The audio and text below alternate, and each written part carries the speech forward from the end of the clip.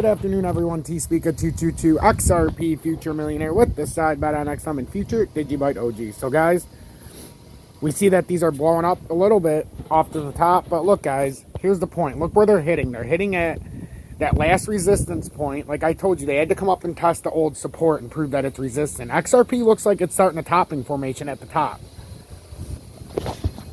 So we're going to have to follow this very closely, but this could be the start of that topping formation.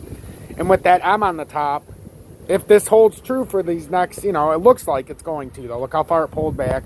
So then we go out to more evidence so we can see what we're a farther out time frame, what this could potentially turn into. And you can see in the 15, it's already turned into it.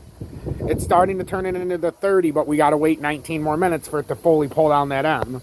So with what we're seeing right here, if this plays out, and we'll go to the 5-minute just because there's, we can do the 5-minute or the 15.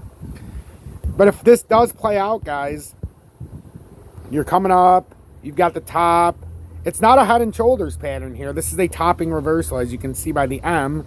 And if this plays out, generally it would come up and maybe get rejected again, or it would just work layers back down. But this is showing real signs that this is the end of this run. We were talking earlier where it looked like it could be on a topping reversal, but now it's all but confirmed it's on a topping reversal going up to that resistance. And now this might just come back down the exact same way it went up. But remember, if this falls off, guys, all of this right here, that would be considered a bull trap. When I use the term bull trap, if this plays out the way it looks like on paper, or on the screen right in front of you, if it plays out like this, ladies and gentlemen, and then you see something like this and it just can't fail, it just can't get enough steam, and then it starts coming down. If you see it start breaking down up at these levels, it's over. If it breaks down below 31.7, 31.5, that's how you know we're back on the downside and coming back down farther than we could have ever imagined. Not as far as we could imagine, but on a drop before a significant boost. And yes, you can always point out, oh, Matic's up 30%. But for the grand scheme of things, XRP 8%. HBAR 6%. Doge, like I said, could be one of the bigger gainers. But look how much Doge pulled back down, guys. It's using those lines out as resistance beautifully now instead of support.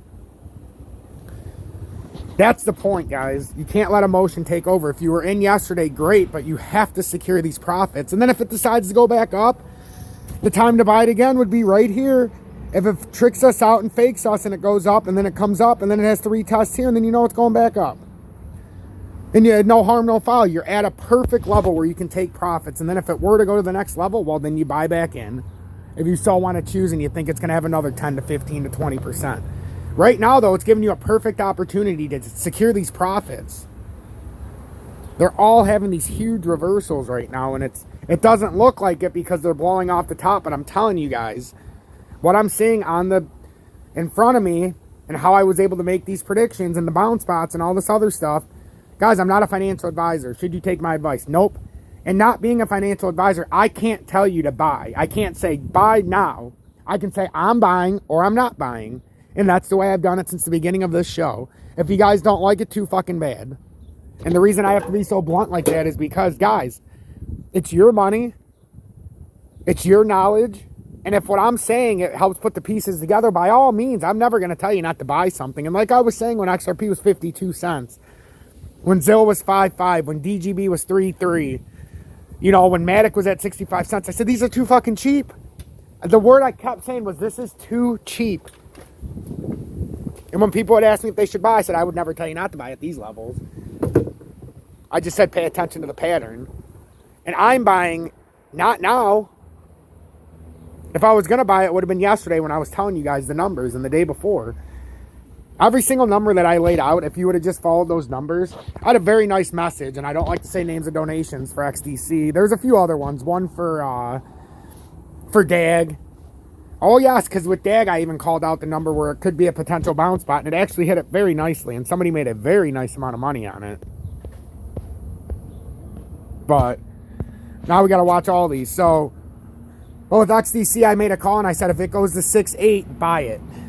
Somebody took that advice, did very well today. Very well. So, Zill, I said 5.5 buy. You would have done very well when it was at that 5.3 because I said anything under their buy. V-Chain, I said if it gets under 6 buy. I mean, these are all things that I said. Doge, I said could be the biggest gainer. XLM, I said buy at 20 cents. H-bar, I said buy at 15 cents.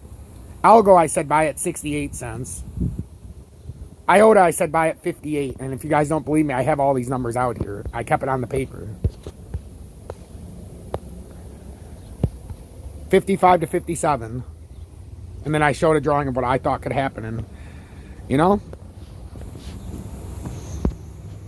it's just, I went through and did a lot of work with all of this. 68 cents, and it hit it dead on.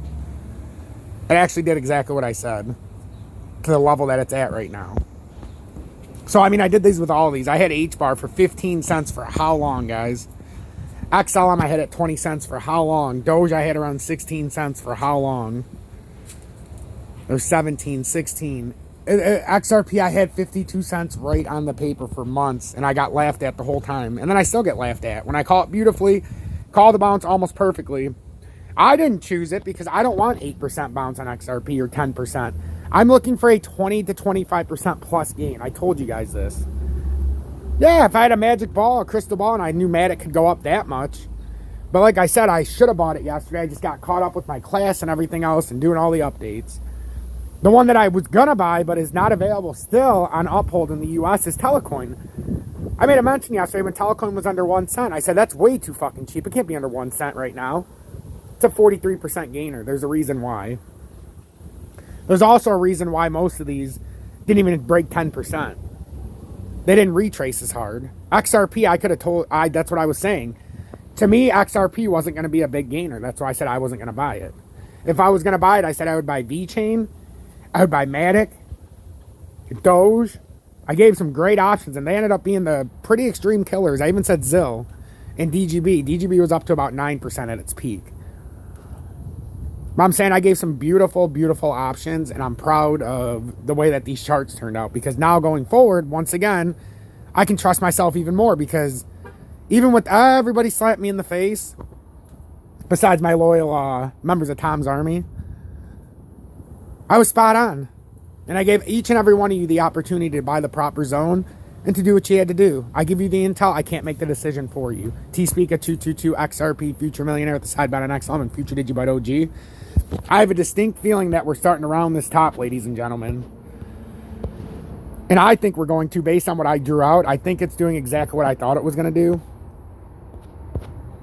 on the way up. And I think if it can do that on the way down, oh, the promised land is going to be coming even better than you thought today was.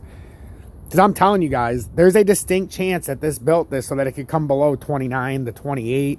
I think 28,000 is in play. I really do. These are those minor cup and handles we talked about, but this is not the giant cup and handle. This could be just a blimp in the radar, ladies and gentlemen. So stay tuned, stay blessed, and I'll update you when appropriate.